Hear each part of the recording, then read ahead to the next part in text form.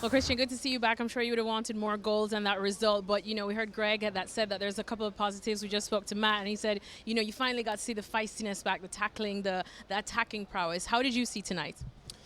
Yeah, I thought we had a pretty good first half. I think we had a couple half chances where we created some things, but I felt like we kind of lost it a bit, you know, starting into the second half, and they got a little bit of rhythm. And yeah, we have to do more to figure out what we're going to do to create chances at the end of the day. But there are definitely some positives to take from the game, and clean sheet is always good.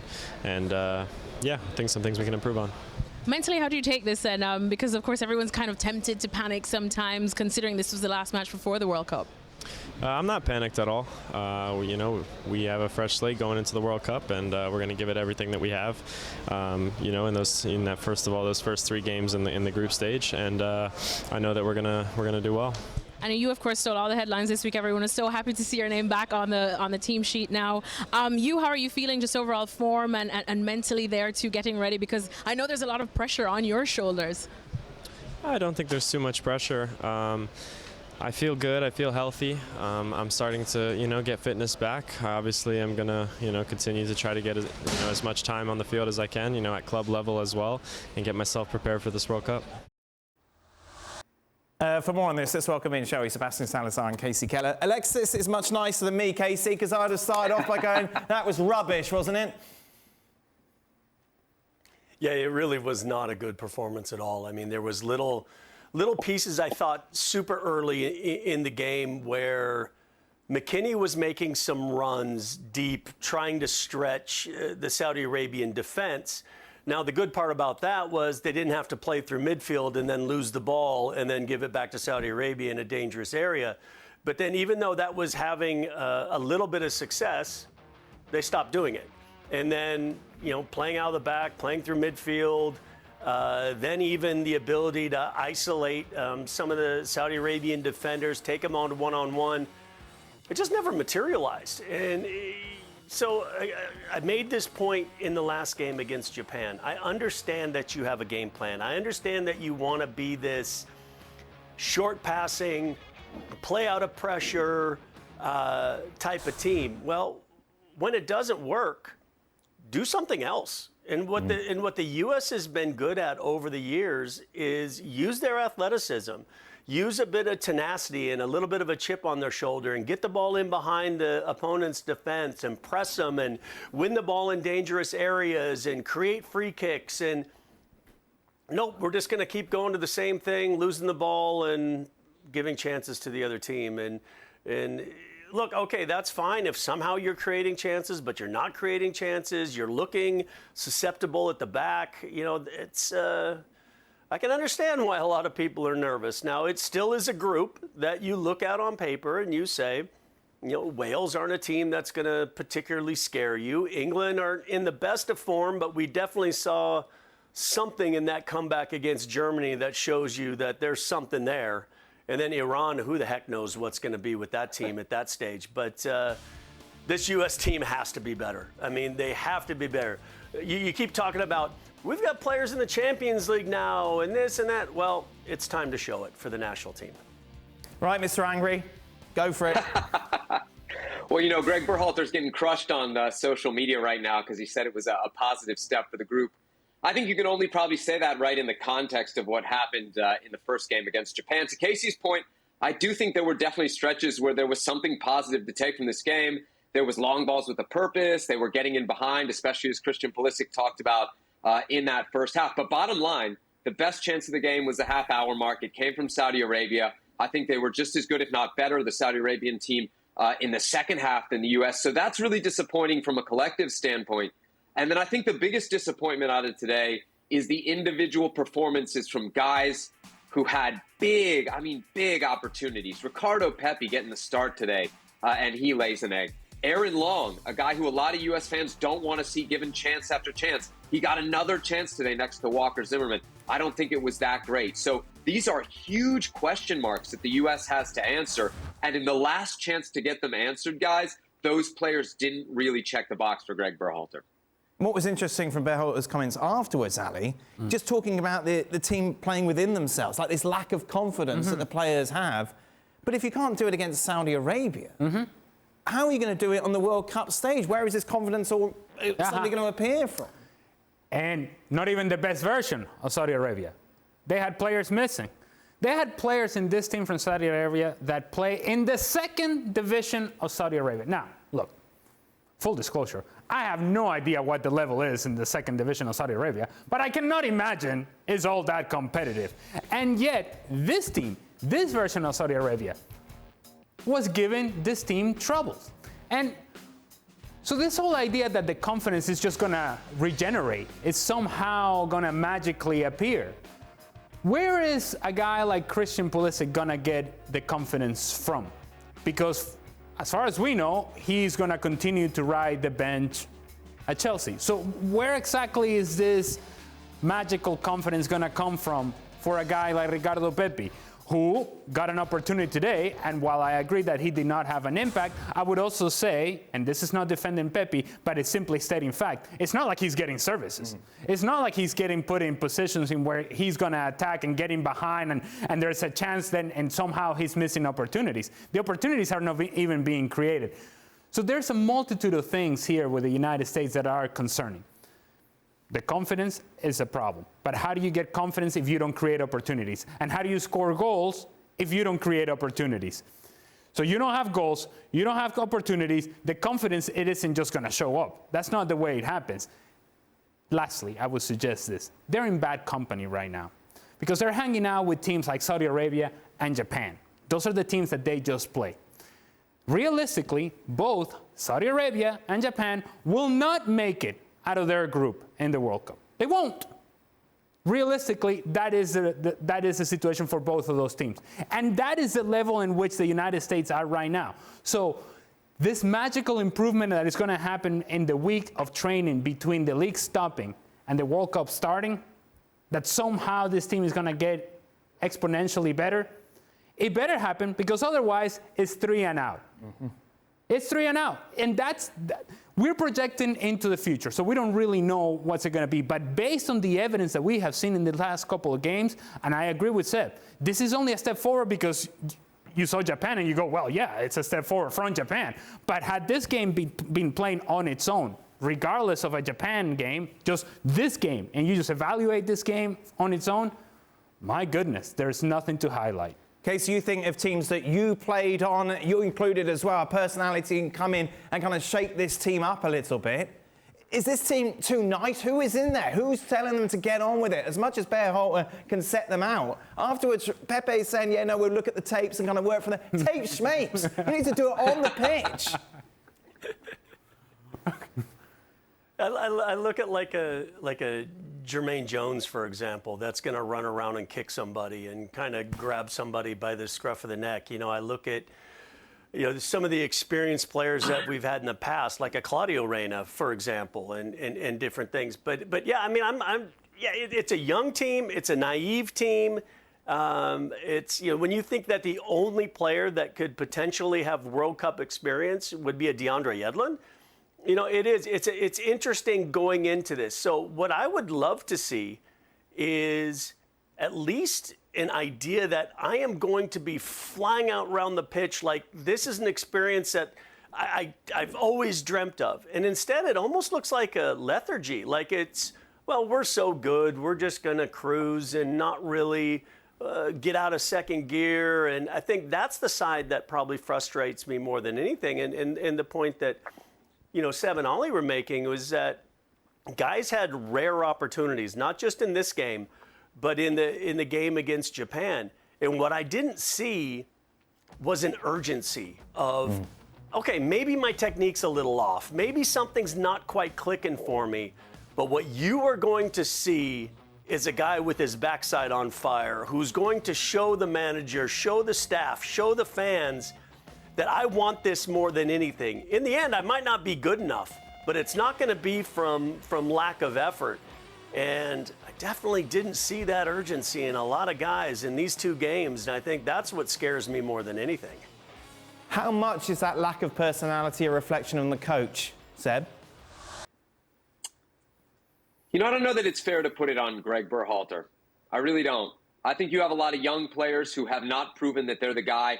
at the club level, and so they're maybe not comfortable being the guy at the senior national team level. If you want to criticize Greg Berhalter, the one thing you could point to is say, hey, if you need veteran experience, if you need guys to calm the nerves, there are guys in the pool that you're not calling on right now. There's a guy like John Brooks. There's a guy like Tim Ream. Those guys are available to you if you want that veteran experience. And I think it's something Greg Berhalter talked about after the game. I don't want to say it was an excuse he gave, but one of the reasons that he gave for the poor performances, not just against Saudi Arabia, but Japan, were nerves. That these guys were nervous. They know that they're on the bubble. They're fighting for minutes. They're fighting for a starting spot, which to me tells me that, hey, this team may not be emotionally ready for the World Cup. If you're nervous for the last cuts before the World Cup, what happens against Wales on November 21st? Not emotionally ready for a team like the US where there is no pressure existentially. Stadiums were empty. You're playing in front of nobody. While you may think that nerves are an issue, look, all of us that lined up as we were going onto the field to play for our national team felt nerves. But that is part of being an international player. With all the pressure, with all eyes looking at you. And that's not quite the case in this country. No, I was going to say, you're in Venezuela. Yeah. It's not the same type of pressure. There is some pressure, not the same type of pressure. Regardless, anytime that you step onto the field with your national team and you're about to head out onto the field, right? Here we go, we're lined up, here are the referees, here are the ball kids, whatever, we're about to go out. You're feeling the nerves. But you deal with the nerves. And that's the difference between players that are able to perform on that level and players that are not.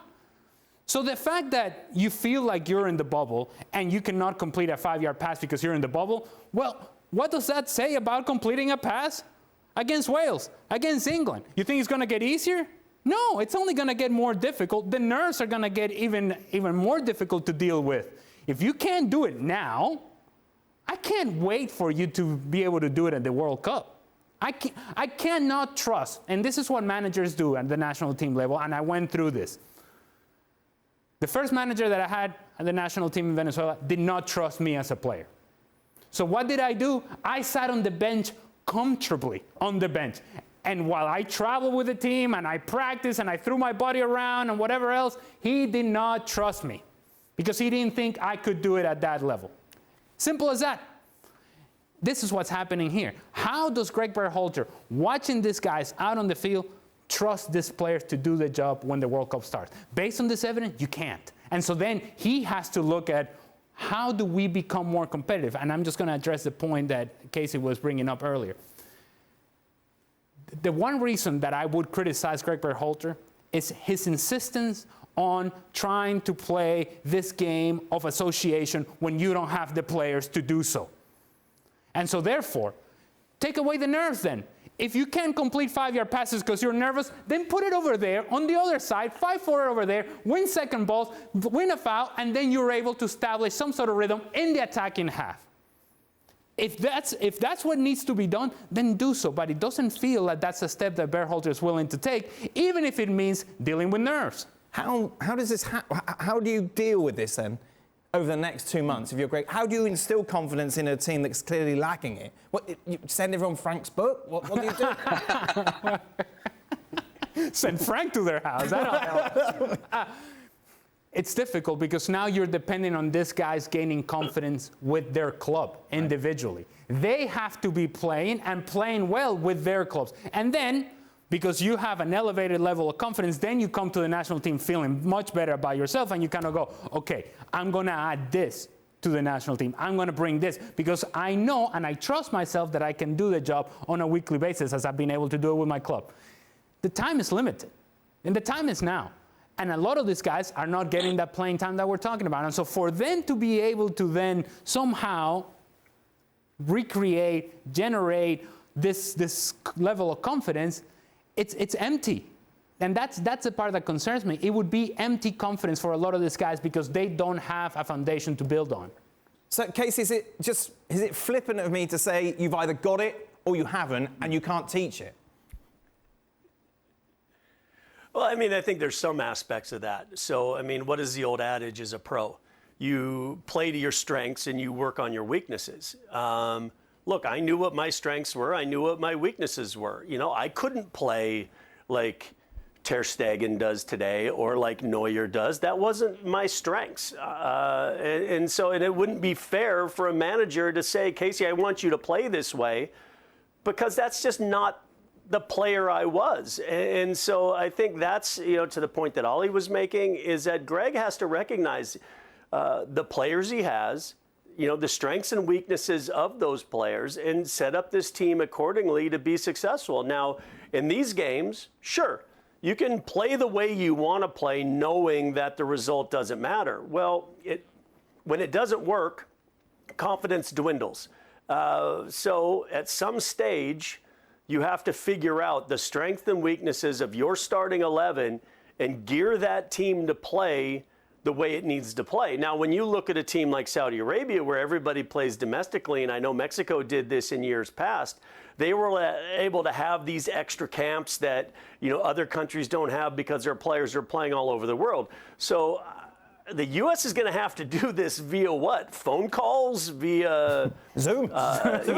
Zoom chats with players? I mean, so good luck getting that figured out, right? So you're really almost hoping that something just clicks at the right time in the right moment, because the whole buildup, you know, hasn't been what the U.S. has needed. We know it's awkward because of the scheduling, everything that comes along with it. But look, we've all played in teams that have had great preseasons and have had terrible starts to the year.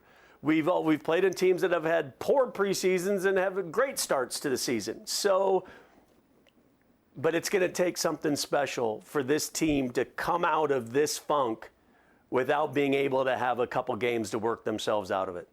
Let's ask Sebi then the million-dollar question. How much of this funk is to blame on Christian Pulisic's book, Seb?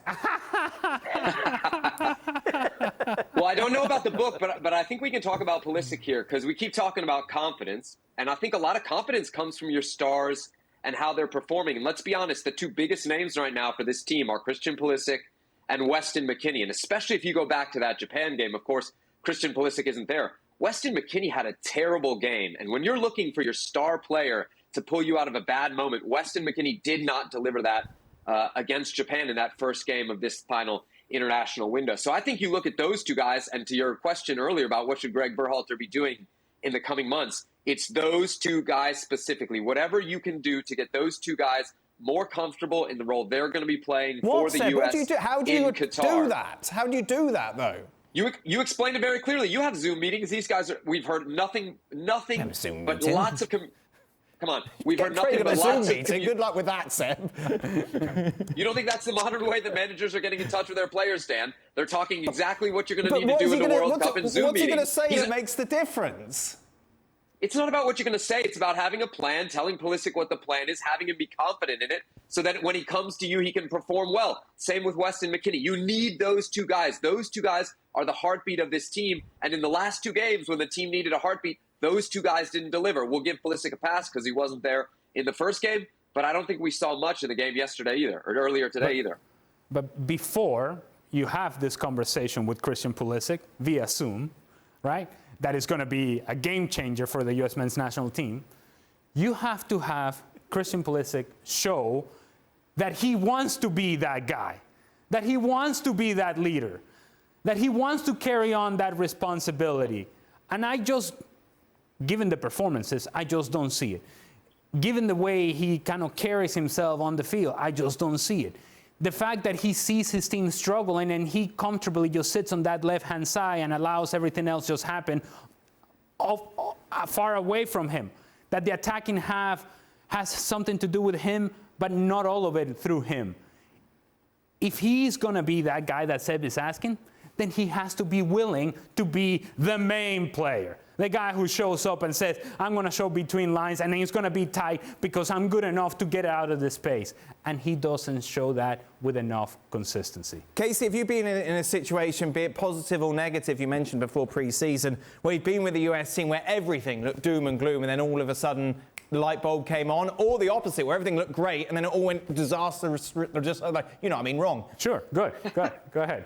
Yeah, well, easy for you to say, Dan. But I think the two things that you mentioned, I mean, the lead up before the '98 World Cup, we had some excellent results on the road.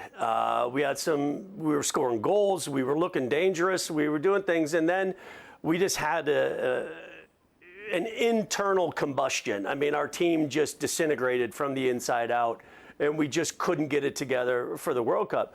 2002, we were losing games. I think they even said on the broadcast today, Stewie and John, that the last time the team lost a game before they went to the tournament, their final game was in 2002. Now, granted, that was against Holland, which is obviously a little bit better footballing country than Saudi Arabia, but then somehow something clicked in that first game against Portugal, and then the momentum built from there. So look, I don't read too much into friendlies, necessarily friendly results. I definitely would read more into the poor performances and the poor plan B when plan A isn't working well. Obviously, I'm disappointed that plan A didn't work as well against these two opponents, because you're playing against better opponents in the World Cup potentially. But then how do you make those adjustments so plan B then gives you an opportunity to get a result? And that's the frustrating thing. And I think the even more frustrating thing is because of this schedule, there's not another chance. There's not 2 or 3 games before you get to that squad to say, okay, here's the team that's fit. Here's the team that's going to be going. We're still asking questions on, are these guys going to be part of it? Okay. What if Musa was fit? What if Weah was fit? Well, we don't know if they're going to be fit. How nice is it when you have your squad named? Okay, here's what we can do now. Yes, we wanted to play this particular way, but we can't because we're missing these 3 or 4 players through injury. So now we're going to adjust. We're still in those question marks: is who's going to be fit, who's going to be available, and how are we going to play? Well, thank you very much for watching ESPN on YouTube. For more sports highlights and analysis, be sure to download the ESPN app. And for live streaming, premium content, and let's not forget as well, ESPN FC 7 days a week. Subscribe to ESPN+.